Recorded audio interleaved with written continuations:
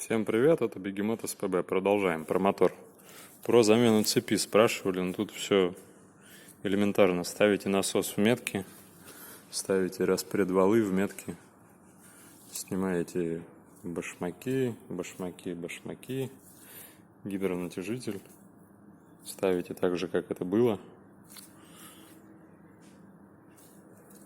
Особых проблем нету. Собственно, почему в этот мотор лезем? Здесь есть проблема с баланс-валом. Я его сейчас пошевелю. Баланс вала разбило вкладыши. Так что он дико стучится, просится наружу.